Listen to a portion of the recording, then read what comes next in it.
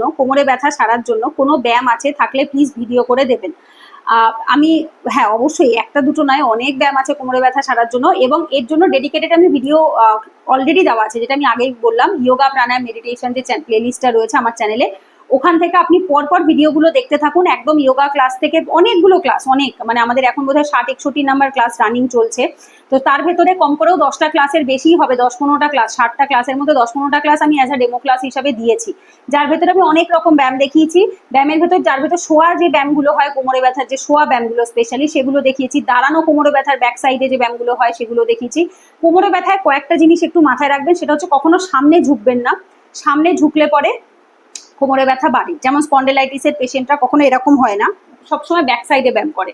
স্পন্ডেলাইটিসে মাথাটাকে সামনে ঝোঁকাতে নেই, কোমরে ব্যথায় কোমরটাকে সামনে ঝোঁকাতে নেই, সবসময় ব্যাক সাইডের ব্যায়াম করতে হয়। ব্যাক সাইডে যে ব্যায়ামগুলো যায়, কোমরটা যখন উল্টো সাইডে যায় তখন সেটাতে কাজ ভালো হয়। সামনের দিকে ফ্রন্টে ঝুঁকে কাজ করলেই সেটাতে ব্যথা বাড়বে।